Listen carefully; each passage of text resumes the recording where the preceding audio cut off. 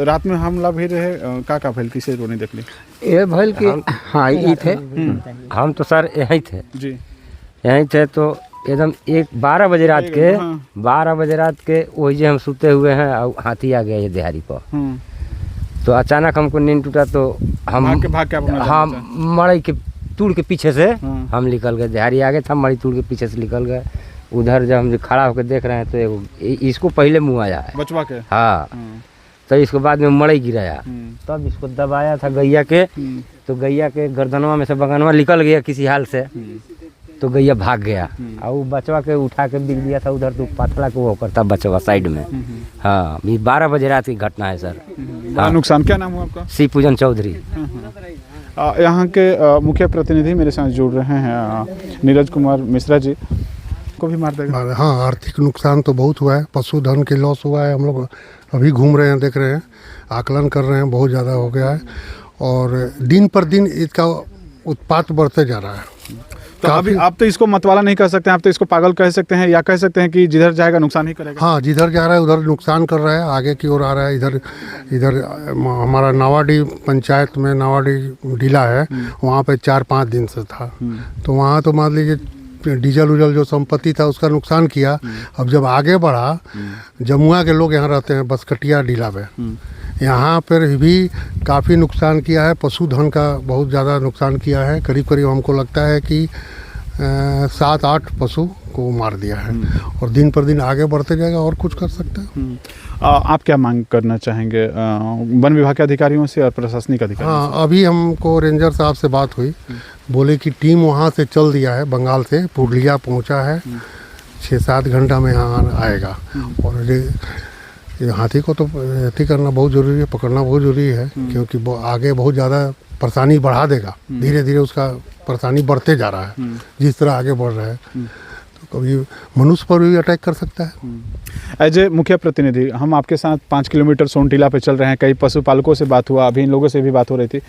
आपने कुछ जागरूकता के लिए लोगों को कहा कि सतर्क रहें और अपने जान मान के नुकसान की बचाव के लिए आप लोग देर रात तक जगें या हाथी आप तक ना पहुंचे, उसके लिए लोग क्या कर रहे हैं जागरूकता के रूप में? देखिए हम तो बोले हैं कि रात में नहीं रोके यहाँ लोग। और रही बात जागरूकता, जीवन और जीविका, इन लोग का जीविका यही है। इसको छोड़ के कहाँ जाएंगे लोग? कहाँ जाएंगे लोग? किसान लोग हैं यही, अभी फसल भी तैयार हो चुकी है और सब चीज़ गांव से ज़्यादा यहाँ सुविधा रखे हैं लोग। गाय भैंस सब यहाँ, जो भी इन लोग का आर्थिक स्थिति सुधरा हुआ है इसी से सुधरा हुआ है। तो यहाँ से कैसे जाएंगे लोग? जीवन और जीविका प्रवृत्ति का है। कुछ लोगों ने कहा कि हाथी का आतंक है, ये जिधर जाएगा नुकसान ही करेगा। आप लोग का जो तकनीकी जानकारी है वो क्या कहता है? ये अकेला हाथी 2 तरह का होता है जी। एक तो रोग एलिफेंट, मान लीजिए कि ग्रुप में मुखिया के लिए जो झगड़ा होता है, लड़ाई होता है जी। तो जो जीत गया वो मुखिया रह गया, जो हार गया वो ग्रुप छोड़ के हट जाता है और हारा हुआ वो गुस्सैल हाथी होता है जी। तो ऐसा अकेला पाया जाने वाला एक गुस्सैल हाथी भी हो सकता है जी।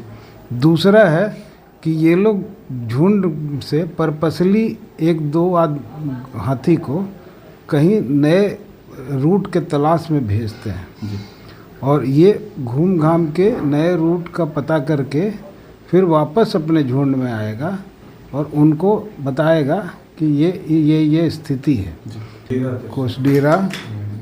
कोसडीरा के डीला पे अभी हमारी टीम देख रही है उसको जी। वो वहीं झाड़ी के बीच में बैठा हुआ है। अब वहाँ डीला पर के लोगों से मैं अपील करता हूँ कि वो शाम से ही या अभी से जब न्यूज़ मिलता है, पहले भी हमने बताया है लोगों को कि डीला खाली कर दें जी। अपना जो भी मवेशी बांध के रखे हैं वो बाहर में उसको सुरक्षित जगह ले आए जी।